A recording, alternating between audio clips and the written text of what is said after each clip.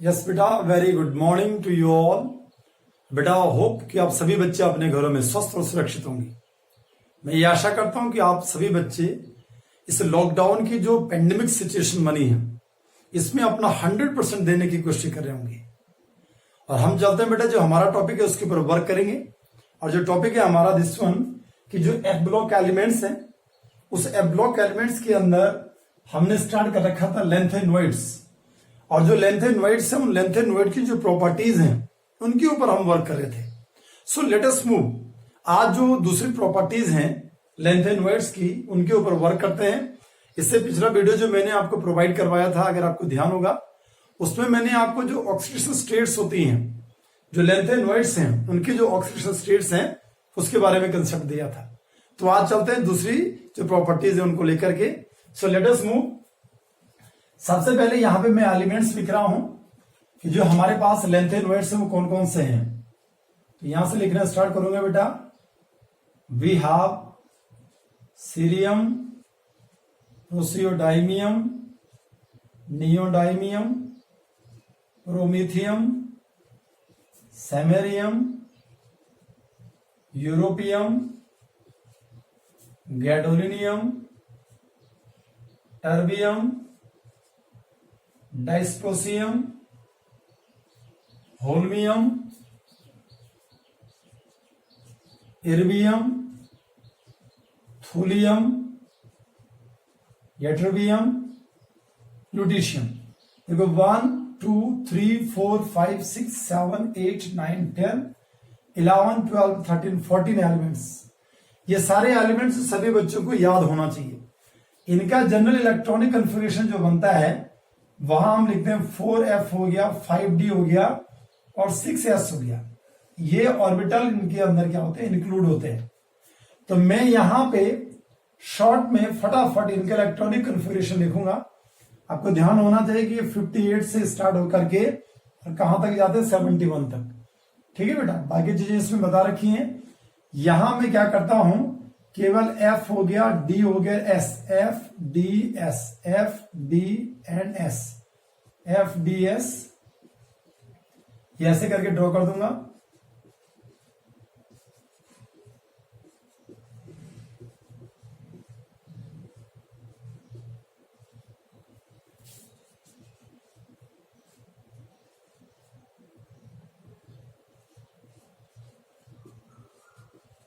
ये ऐसे करके बना दिया।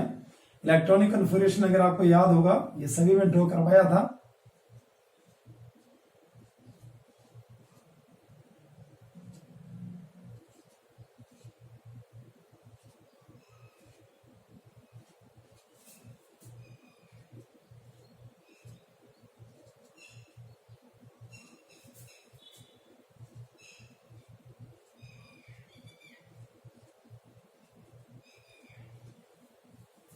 देखिए बेटा, ये आपको बता रखा सारा।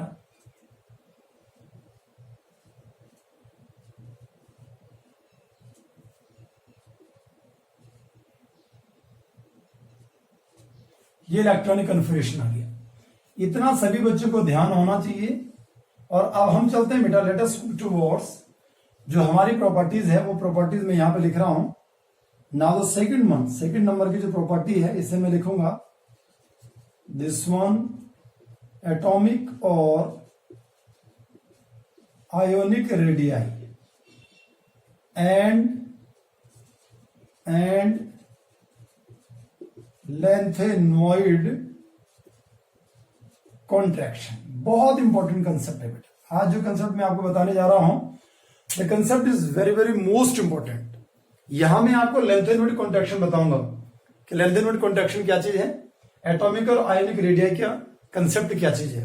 तो देखें बेटा आप कि जैसे मान लो अगर मैं इनकी एटॉमिक रेडियाई हो गया या आयनिक रेडियाई की अगर बात करता हूं, और यस्टरडे आई टोल्ड यू, जो पिछला वीडियो मैंने आपको प्रोवाइड करवाया था, उसमें मैंने आपको बोला था कि जो सीरियम जो लेंथेनॉइड्स होते हैं वो +3 ऑक्सीडेशन स्टेट को दिखाते हैं, which is the common oxidation state.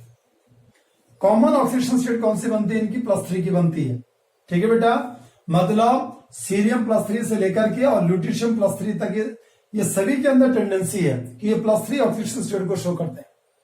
और अगर मान लो एटॉमिक रेडियाई की अगर बात करते हैं तो एटॉमिक रेडियाई में अगर आप सीरियम को देखें तो सीरियम की जो एटॉमिक रेडियाई बनती है वो बनती है 183 पिकोमीटर। ध्यान से सुनिए बेटा, यहां से स्टार्ट होकर के और ल्यूटिशियम में जब हम जाते हैं तो ये जो एटॉमिक रेडियाई बनती है 172 पिकोमीटर की बनती है। ध्यान से सुनेंगे बेटा, 183 से लेकर के 172 पिकोमीटर की एटॉमिक रेडियाई बनी जो लेंथेनोइड एलिमेंट्स हैं। कुल मिलाकर के जितनी ये सारे एलिमेंट्स हैं इनमें जो एटॉमिक रेडियाई का जो डिफरेंस है वो कितना है, 11 पिकोमीटर का डिफरेंस बन रहा है। मतलब 183 से 172 तक 11 पिकोमीटर का डिफरेंस बन रहा है, जबकि ये एलिमेंट्स अपने आप में कितने एलिमेंट्स है, 14 एलिमेंट्स है। और अगर मान लो आयनिक रेडियाई की अगर मैं बात करूं और यहां मैं लिखूंगा सीरियम +3 से लेकर के और यहां हम चलते हैं बेटा दिस वन ल्यूटिशियम +3, तो ल्यूटिशियम +3 हो गया। यहां जो एटॉमिक रेडियाई बनती है 103 पिकोमीटर की बनती है और यहां बनती है 86 पिकोमीटर। यहां 14 एलिमेंट्स ये भी बनेंगे, आयंस ये भी बनेंगे और इनके बीच में जो डिफरेंस बनता है it is only and only about 17 picometre का डिफरेंस बनता है अगर आप यहां से लेकर के और यहां आप क्या करते हैं, मूव करते हैं। ठीक है बेटा, बहुत इंटरेस्टिंग कंसेप्ट मैं आपको बताने जा रहा हूं। मतलब एटॉमिक रेडियाई के अंदर जो डिफरेंस बन रहा है वो बहुत कम बन रहा है, जबकि एलिमेंट्स कितने, 14 एलिमेंट्स हैं। लेकिन 14 एलिमेंट्स होने के बावजूद केवल और केवल 11 पिकोमीटर का, इवन कई जगह इसे 10 पिकोमीटर भी बोलते हैं। तो एलिमेंट्स तो 14 है लेकिन केवल 11 पिकोमीटर का डिफरेंस बन रहा है। एटॉमिक रेडियाई कम तो हो रही है लेकिन बहुत धीरे धीरे करके कम हो रही है। बहुत ज्यादा एटॉमिक रेडियाई के अंदर चेंज नहीं आ रहा है। या आयनिक रेडियाई भी देखें आप तो 103 से लेकर के 86 पिकोमीटर तक यहां पे चेंज आ रहा है, जो कि 17 पिकोमीटर का डिफरेंस इसे माना जाता है। So just from this one कि इसे देख करके यहां एक नया कंसेप्ट आया जिसे नाम दिया लेंथेनोइड कॉन्ट्रैक्शन, कि जितने भी लेंथेनोइड एलिमेंट्स होते हैं इनकी एटॉमिक रेडियाई के अंदर एक कॉन्ट्रैक्शन हो रहा है, एटॉमिक रेडियाई कम हो रही है। लेकिन ये जो एटॉमिक रेडियाई कम होती है ये स्टडी डिक्रीज इसे बोला जाता है। बहुत स्लोली धीरे धीरे करके क्या होती है, इसमें एटॉमिक रेडियाई में चेंज आता है। तो अगर मान लो मैं यहां पे लेंथेनोइड कॉन्ट्रैक्शन को अगर लिखूं तो लेंथेनोइड कॉन्ट्रैक्शन क्या है, the study decrease in the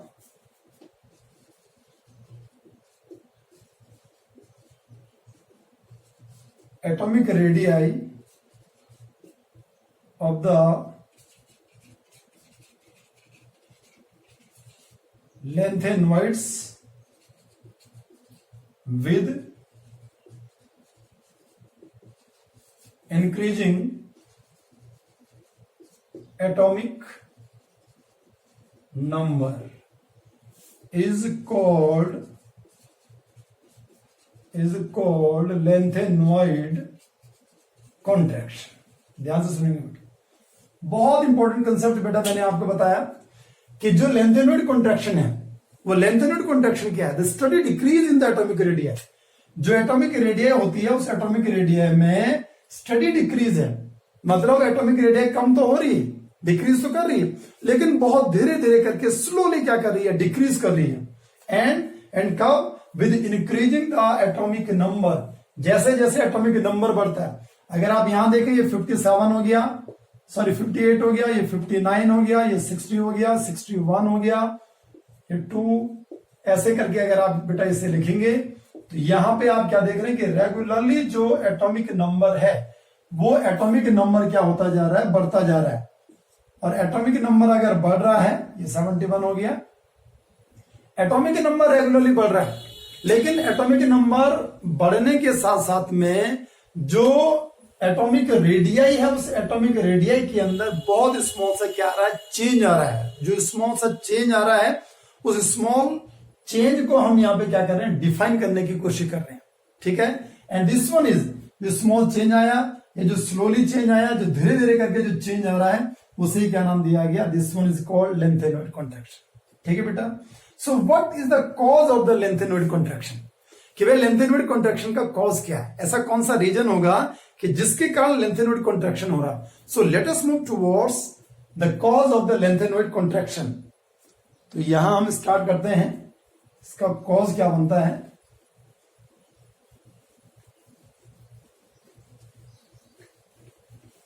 बहुत मजेदार कंसेप्ट आपको मैं बताने वाला हूं कॉज का। सो यहां लिखूंगा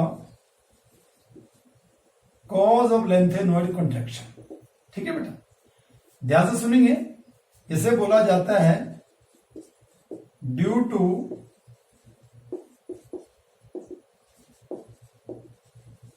to poor shielding effect of f orbitals. जो एफ ऑर्बिटल्स होते हैं इनके अंदर जो टेंडेंसी होती है, having tendency to show the poor shielding effect. ये क्या दिखाते हैं, पुअर शील्डिंग इफेक्ट को शो करते हैं। अब सबसे पहले हम ये समझते हैं कि what do you mean by shielding effect, कि शील्डिंग इफेक्ट क्या है। सबसे पहले मैं यहां लिखूंगा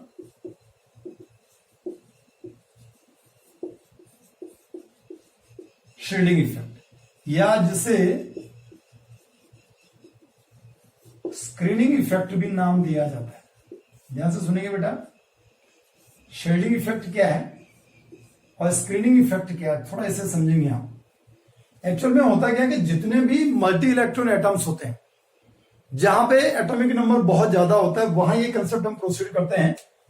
मल्टी इलेक्ट्रॉन एटम्स के अंदर क्या है कि जैसे मान लो कोई एलिमेंट है और उस एलिमेंट का ये न्यूक्लियस हो गया, इसके पास दीज आर द, ये इनर शेल्स है बेटा, ये इनर शेल्स बने, और यहां मैं ये मान के चलता हूं कि ये हमारे पास आउटर मोस्ट शेल या आउटर मोस्ट ऑर्बिट है, और ये अपने आप में दीज आर, इन्हें नाम देते हैं, ये इनर शेल्स है बेटा। बहुत क्लियर है। इन इनर शेल्स के अंदर क्या होगा, इलेक्ट्रॉन होगा, इनके अंदर इलेक्ट्रॉन्स रहते हैं। ठीक है बेटा, यहां पे इलेक्ट्रॉन है, ऐसे करके आप इसे बोल रहे हैं। ठीक है, पहले नंबर वाले में तो 2 ही बनेंगे, ऐसे ड्रॉ कर देंगे। अब हो क्या रहा है कि ये इलेक्ट्रॉन जो यहां पे मैं लिख रहा हूं, ये आउटर मोस्ट इलेक्ट्रॉन है। इस इलेक्ट्रॉन को बोला जाता है टेस्ट इलेक्ट्रॉन, या ये अपने आप में आउटर मोस्ट इलेक्ट्रॉन है। और अगर ये अपने आप में आउटर मोस्ट इलेक्ट्रॉन है, टेस्ट इलेक्ट्रॉन है, तो जो इनर शेल वाले जो इलेक्ट्रॉन्स होते हैं, ये इनर शेल वाले इलेक्ट्रॉन्स हैं, ये इनर शेल वाले, और ये अपने आप में क्या चीज है बेटा, दिस वन इज न्यूक्लियस। समझे यहां कंसेप्ट को, शील्डिंग इफेक्ट क्या है कि ये जो न्यूक्लियस है, ये न्यूक्लियस इनसे क्या करेगा, इनको अट्रैक्ट करेगा। लेकिन होता क्या है कि ये जो टेस्ट इलेक्ट्रॉन है, ये सबसे जो बाहर है, उससे पहले जो इनर शेल में जो इलेक्ट्रॉन्स होते हैं, वो इलेक्ट्रॉन्स इस आउटर मोस्ट इलेक्ट्रॉन को रिपेल करते हैं। ये इनर इलेक्ट्रॉन्स इस आउटर मोस्ट इलेक्ट्रॉन को रिपेल करते हैं, इस इलेक्ट्रॉन को इस न्यूक्लियस से जुड़ने नहीं देते हैं, क्योंकि इस इलेक्ट्रॉन के ऊपर नेगेटिव चार्ज है, तो इसके ऊपर भी क्या नेगेटिव चार्ज है। तो इनर इलेक्ट्रॉन्स जो आउटर मोस्ट इलेक्ट्रॉन होता है, टेस्ट इलेक्ट्रॉन जिसे नाम दिया, उसको न्यूक्लियस से जुड़ने नहीं देते हैं। रेदर देन इनर इलेक्ट्रॉन्स के अंदर टेंडेंसी होती है कि वो एक रिपल्शन क्रिएट करते हैं, और इन इलेक्ट्रॉन के द्वारा जो इस आउटर मोस्ट इलेक्ट्रॉन के लिए जो रिपल्शन क्रिएट हो रहा है, जिसके कारण ये आउटर मोस्ट इलेक्ट्रॉन या टेस्ट इलेक्ट्रॉन जो है इस न्यूक्लियस से नहीं जुड़ पाता उतनी पूरी पावर से, this one is called shielding effect. या हम ये बोलेंगे कि जो इनर इलेक्ट्रॉन्स हैं, वो इनर इलेक्ट्रॉन्स अपने आप में एक स्क्रीन के जैसा काम कर रही है। ये अगर बीच में स्क्रीन आ जाए तो आउटर मोस्ट इलेक्ट्रॉन इस न्यूक्लियस से नहीं जुड़ पाएगा, और अगर मान लो ये स्क्रीन के जैसा काम कर रहा तो उसके कारण इस इलेक्ट्रॉन का अट्रैक्शन कम होगा, और इस इनर इलेक्ट्रॉन के द्वारा जो रिपल्शन क्रिएट किया गया, जो रिपल्शन क्रिएट हो रहा है, this one is called shielding effect. बहुत क्लियर है बेटा, शील्डिंग इफेक्ट या स्क्रीनिंग इफेक्ट आपको समझ में आ गया होगा। अब कंसेप्ट क्या है कि अगर मान लो इनर शेल के अंदर, क्योंकि हम तो पढ़ के आ रहे हैं लेंथेनोइड के अंदर, हम कंसेप्ट पढ़ रहे हैं लेंथेनोइड कॉन्ट्रैक्शन को हम पढ़ रहे हैं। तो अब अगर इनर शेल के अंदर अगर मान लो कौन सा ऑर्बिटल आ जाए, एफ ऑर्बिटल आ जाए, अगर मान लो इनका इलेक्ट्रॉनिक कन्फिगरेशन में आपको बताऊं तो क्या बताया था, ये जिनोन हो गया, और यहां हमने क्या लिखा था, N-2F लिखा था, इसके बाद N-1D लिखा था, और फिर लिखा था NS। जितने भी जो लैंथेनोइड्स हैं या जो एब्लोकी एलिमेंट्स हैं, इनका लास्ट नंबर का इलेक्ट्रॉन किस में जाता है, एंटी पेनल्टीमेट शेल में जाता है। एंटी पेनल्टीमेट शेल कौन सा हो गया, लास्ट नंबर 2 N-2F। तो अगर लास्ट नंबर का इलेक्ट्रॉन अगर यहां एंटर करेगा तो उस कंडीशन में क्या होना, ध्यान से सुनेंगे आप। इसका मतलब क्या हुआ कि ये जो ऑर्बिटल्स हैं, इनके अंदर जो इलेक्ट्रॉन्स हैं, उनसे पहले जो हमारे पास ऑर्बिटल आ रहा है वो कौन सा आ रहा है, F ऑर्बिटल आ रहा है। और याद रखेंगे कि अगर यहां इनर शेल के अंदर F ऑर्बिटल आ गया तो ये जो F ऑर्बिटल है, ये अपने आप में F ऑर्बिटल्स जो होते हैं उसे बोला जाता है कि F ऑर्बिटल अपने आप में डिफ्यूज्ड साइज का होता है, या इसे मैंने क्या बोल दिया, ये लार्जर साइज का है। अगर ये डिफ्यूज्ड साइज का है, लार्जर साइज का है, अगर आप इसको ड्रॉ करेंगे, इसे हम बनाते हैं this one leaf like structure, इसे बोलते हैं बेटा। क्या बोला जाता है, लीफ लाइक। मतलब कैसे ड्रॉ करते हैं, अगर मैं ऐसे ड्रॉ कर दूं, ये ऐसे बना दिया और ये ऐसे करके ड्रॉ कर दिया, ठीक है बेटा। ये हमारे पास क्या आ गया, F ऑर्बिटल आ गया। अगर ये F ऑर्बिटल यहां मिड में आ जाए, अगर यहां मैं बोल रहा हूं कि इनर शेल में कौन सा ऑर्बिटल आ गया, F ऑर्बिटल आ गया, समझेंगे आप कंसेप्ट को बेटा, जो कि अपने यहां में क्या, डिफ्यूज साइज का है।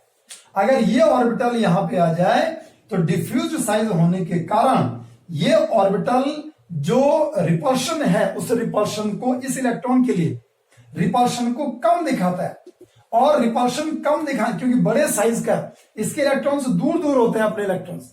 अगर ये अपने आप में डिफ्यूज साइज का है, दैट्स वाई जो F ऑर्बिटल होता है वो F ऑर्बिटल क्या दिखाता है, रिपल्शन कम दिखाता है। और इसके द्वारा जो रिपल्शन कम होती है उसे ही क्या बोला जाता है, पुअर शेडिंग इफेक्ट के नाम से जाना जाता है। अब ध्यान देंगे बेटा कि भाई अगर मान लो इस इलेक्ट्रॉन के लिए रिपल्शन कम हो जाए इनर इलेक्ट्रॉन के द्वारा, तो अगर रिपल्शन कम होगी तो क्या ज्यादा होगा, अट्रैक्शन ज्यादा होगा। इस न्यूक्लियस के द्वारा क्या होगा, अट्रैक्शन ज्यादा होगा। और अट्रैक्शन ज्यादा होगा, कौन सा कंसेप्ट बोल दिया बेटा मैंने, यहां बोलेंगे अट्रैक्शन। और अट्रैक्शन ज्यादा होने के कारण इसे बोला जाता है कि इफेक्टिव न्यूक्लियर चार्ज, ZEF जिसे बोला जाता है, इफेक्टिव न्यूक्लियर चार्ज बढ़ जाता है। और अगर इफेक्टिव न्यूक्लियर चार्ज बढ़ेगा, अट्रैक्शन बढ़ेगा, तो इसका साइज क्या हो जाता है, छोटा हो जाता है। ये कॉन्ट्रैक्ट कर जाता है, कॉन्ट्रैक्शन इसके अंदर पैदा हो जाती है, साइज छोटा हो रहा है। Got the concept. अब होता क्या है कि जब हम मान लो सीरियम से प्रोसियोडाइनियम में गए, प्रोसियोडाइनियम से नियोडाइनियम में गए, तो रेगुलरली 58 से 59 से 60 हो गया, 61 हो गया, न्यूक्लियर चार्ज तो बढ़ता जा रहा है। न्यूक्लियर चार्ज बढ़ेगा तो इसका मतलब अट्रैक्शन भी बढ़ता जाएगा। लेकिन उसी टाइम पे क्या होता है कि जब आप 58 से 59 में गए, सीरियम से प्रोसियोडाइनियम में गए, तो जो इलेक्ट्रॉन की एंट्री होती है वो इलेक्ट्रॉन यहां बाहर नहीं जाता लास्ट नंबर का। लास्ट नंबर वाला इलेक्ट्रॉन रेगुलरली किस में एंटर करता जाता है बेटा, N-2F में। मतलब लास्ट नंबर का इलेक्ट्रॉन यहां नहीं रहेगा, वो यहां अंदर ही F में ही एंटर करता रहेगा।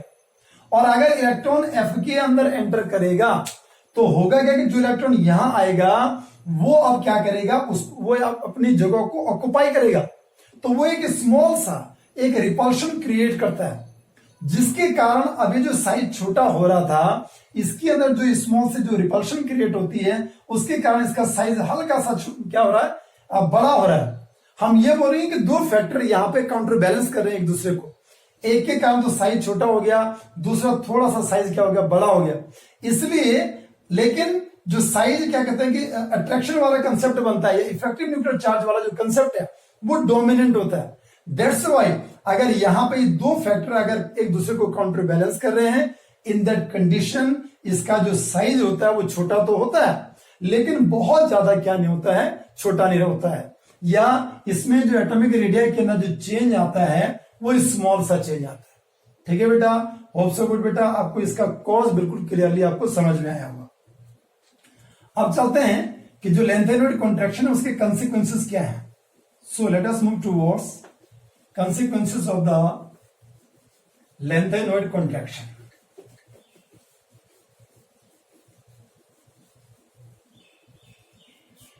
तो यहां मैं लिखूंगा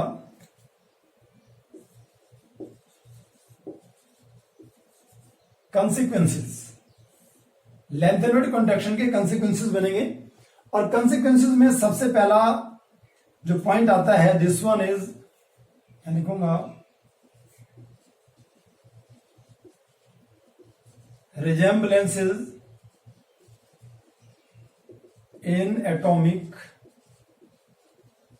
radii of second and third transition series elements।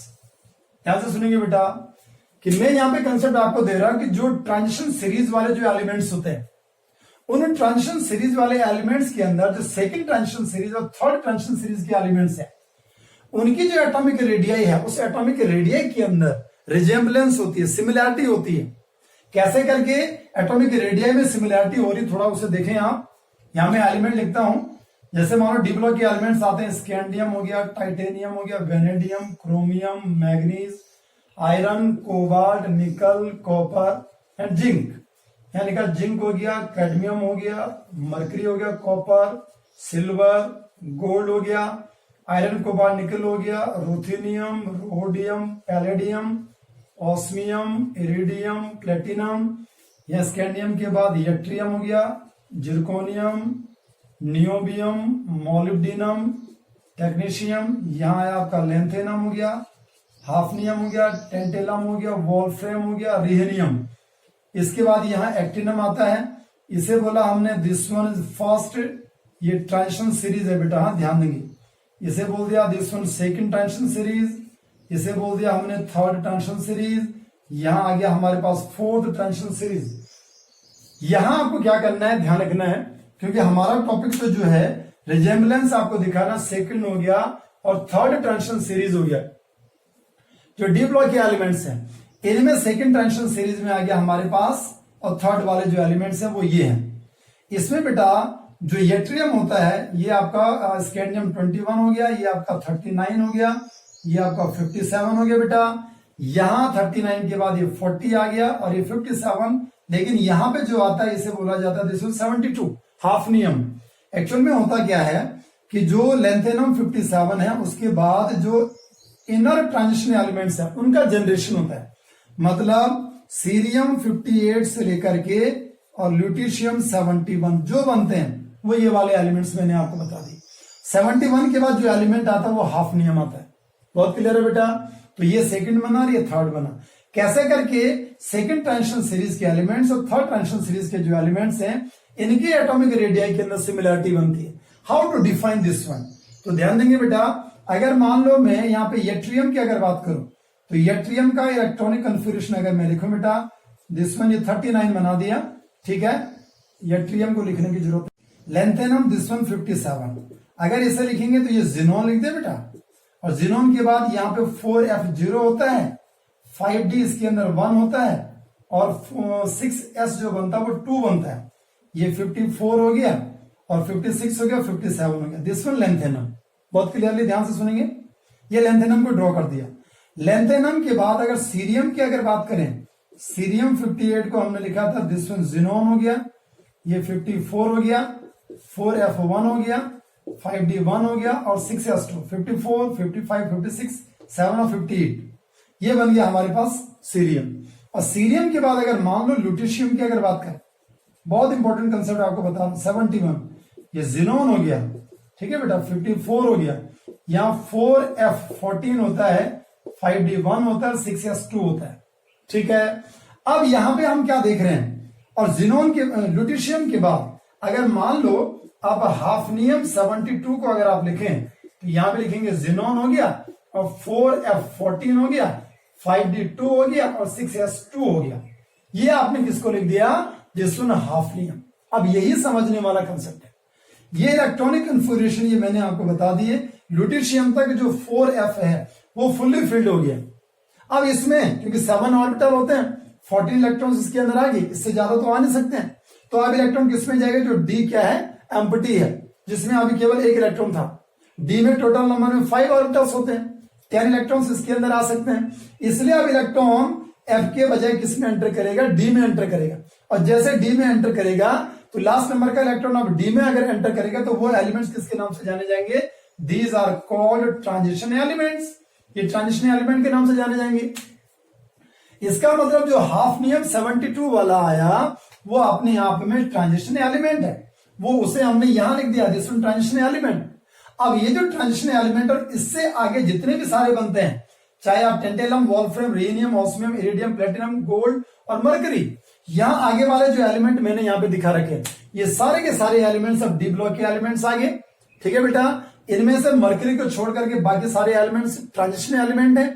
और अब इन एलिमेंट के अंदर सभी में, चाहे मैं यहां लिख दूं 4f हो गया, यहां भी लिख रहा था, यहां भी लिख रहा था, इन सभी में 4f तो सभी में रहेगा, 4f रहेगा बेटा, 4f हमने ऐसे करके ड्रॉ कर दिया। और 4f भी रहेगा, लेकिन कैसे करके रहेगा, 14 के साथ में रहेगा। कैसा रहेगा बेटा, 14 के साथ में। ठीक है बेटा, ये समझने वाला कंसेप्ट है। इन सभी में 4f है, लेकिन 14 के साथ में, 14 इलेक्ट्रॉन्स इसके अंदर है। बहुत क्लियर है बेटा, ये मैंने यहां पे इसको ड्रॉ किया। अब यहां ध्यान देंगे, अगर इनके इलेक्ट्रॉनिक कन्फिगरेशन में f ऑर्बिटल का इन्वॉल्वमेंट हो रहा है, जैसे f ऑर्बिटल यहां पे था, वैसे अगर यहां पे f ऑर्बिटल का इन्वॉल्वमेंट हो रहा है, तो अभी मैंने आपको बताया कि जो लेंथेनोइड कॉन्ट्रैक्शन होता है, उस लेंथेनोइड कॉन्ट्रैक्शन के पीछे रीजन क्या है कि poor shielding effect due to f orbital. अगर यहां भी f ऑर्बिटल है तो ये f ऑर्बिटल भी क्या करेगा, पुअर शेडिंग इफेक्ट को शो करेगा। और अगर ये पुअर शेडिंग इफेक्ट को शो करेगा तो इफेक्टिव न्यूक्लियर चार्ज बढ़ेगा, और इफेक्टिव न्यूक्लियर चार्ज बढ़ेगा तो साइज क्या हो जाएगा, छोटा होगा। और साइज अगर छोटा होगा तो अब क्या होता है कि ये थर्ड ट्रांजिशन सीरीज के एलिमेंट्स हैं, ये सारे के सारे, हाफनियम हो गया, tantalum, wolfram, rhenium, osmium, iridium, platinum, gold and mercury, जितने भी सारे ये हमारे पास क्या हैं, this one third transition elements. ये ट्रांजिशन सीरीज के एलिमेंट्स ये हो गए, और सेकंड वाले हो गए, इसका साइज लगभग इसके बराबर हो जाता है। थर्ड ट्रांजिशन सीरीज के एलिमेंट्स का साइज लगभग किसके बराबर हो जाता है, towards this one second transition series elements. अगर इसका साइज इसके बराबर हो रहा तो इसके पीछे रीजन क्या बना, this one is called lanthanoid contraction. जैसे जिरकोनियम हो गया, यहां मैं लिख देता हूं, जैसे मानो जिरकोनियम हो गया, हाफनियम हो गया, तो इसकी जो एटॉमिक रेडियस होती है 160 पिकोमीटर, यहां बनती है 159 पिकोमीटर। देखो लगभग दोनों की एटॉमिक रेडियस क्या हो रही है, सेम हो रही है। या जैसे मान लो नियोबियम हो गया और टेंटेलम हो गया, यहां जो एटॉमिक रेडियस बनती है 146 पिकोमीटर बनती है, यहां भी कितनी बनती है, 146 पिकोमीटर बनती है। या जैसे मान लो, अगर मान लो आप मोलिब्डेनम हो गया और वॉल्फ्रेम की अगर बात करें, वी हैव मोलिब्डेनम एंड वॉल्फ्रेम, ये बनती है 139 हो गया, 139 पिकोमीटर, ऐसे करके ड्रॉ करते हैं।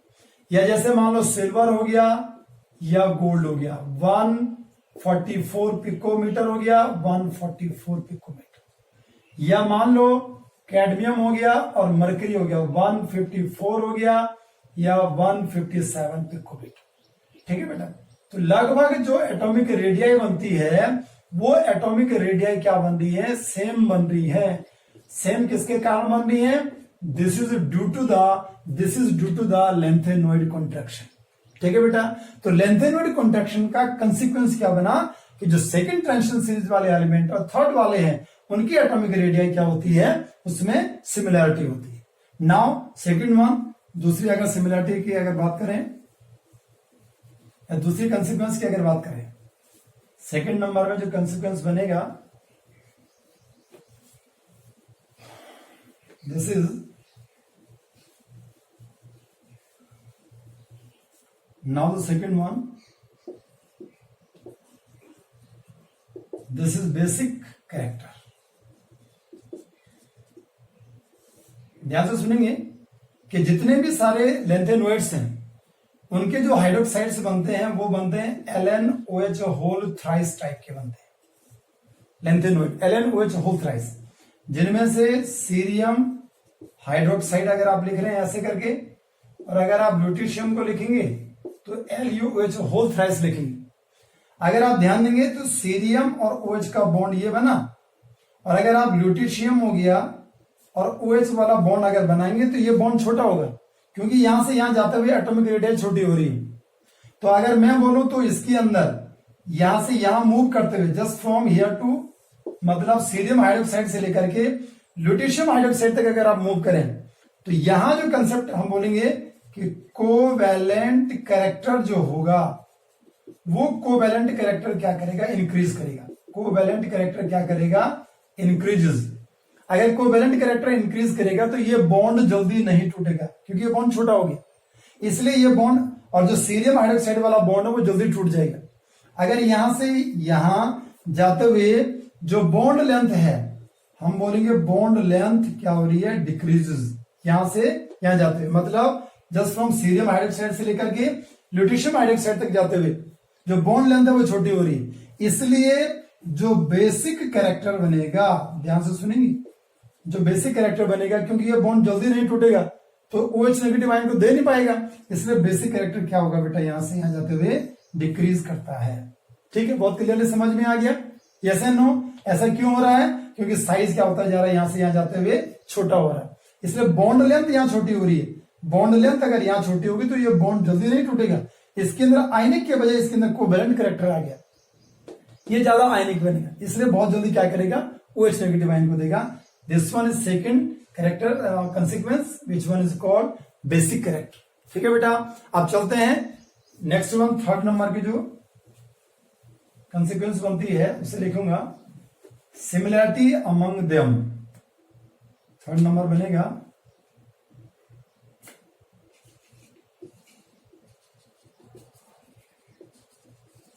Similarity among the elements। ये जो एलिमेंट्स होते हैं बेटा, इनके अंदर अगर इनकी मैं केमिकल प्रॉपर्टीज की अगर बात करूं तो केमिकल प्रॉपर्टीज इनकी क्या होती है, सेम होती है, similar. They have similar chemical properties and unable to separate them. इनको सेपरेट करना बहुत मुश्किल है, इनकी केमिकल प्रॉपर्टीज सेम होती है। क्यों होती है मैं ऐसा, इसके पीछे क्या रीजन होगा, क्योंकि इनकी जो एटॉमिक रेडियाई होती है वो एटॉमिक रेडियाई क्या होती है, ऑलमोस्ट, जिसे हम बोल रहे हैं ऑलमोस्ट क्या होती है, इक्वल होती है। और एटॉमिक रेडियाई अगर ऑलमोस्ट इक्वल हो रही है इन दैट कंडीशन, उस कंडीशन में हम ये बोलेंगे कि इनको डिफ्रेंशिएट करना बहुत मुश्किल हो जाता है, क्योंकि सारे के सारे हम जज नहीं कर पाते हैं कि ये एलिमेंट्स कोई दूसरा एलिमेंट है, क्योंकि सारे के अंदर जो एटॉमिक रेडियाई है वो लगभग क्या है, सेम है। That's why similarity among the elements, सारे एलिमेंट के कैरेक्टर हमें कैसे लगते हैं, सेम लगते हैं। तो ये था बेटा हमारा आज का टॉपिक कि कैसे करके हमने एटॉमिक और आयनिक रेडियाई और जो लेंथेनोइड कॉन्ट्रैक्शन है उस लेंथेनोइड कॉन्ट्रैक्शन को हमने पढ़ा। अगर बेटा मैं कंपटीशन एग्जाम की अगर बात करूं तो उसके अंदर जो लेंथेनोइड कॉन्ट्रैक्शन है उसके जो कंसिक्वेंसेस हैं इनके ऊपर क्वेश्चन बन सकता है। और बोर्ड एग्जाम की अगर मैं बात करूं तो बोर्ड एग्जाम में लेंथेनोइड कॉन्ट्रैक्शन से 101% जो है क्वेश्चन एग्जाम के अंदर बनता है। 100% क्वेश्चन बनने के चांसेस इसके बनते हैं कि लेंथेनोइड कॉन्ट्रैक्शन क्या है, उसका कॉज क्या है। ठीक है बेटा, हो बेटा जो कुछ आज आपको करवाया गया आपको बहुत क्लियरली समझ में आया होगा। आशा करता हूं इसी विश्वास के साथ में कि आप लोग घर में बैठे हुए अपना टाइम बर्बाद नहीं करेंगे, खूब मेहनत करेंगे और जितना भी आप क्या कहते हैं कि मेहनत कर रहे हैं 100% ये है कि आप उसका फीडबैक जरूर देते रहेंगे। इंप्लीमेंटेशन इज मस्ट, जब तक इंप्लीमेंटेशन नहीं होगा तब तक हमारा पढ़ा हुआ किसी काम का नहीं है। ठीक है बेटा, थैंक्स बेटा एंड गॉड ब्लेस यू।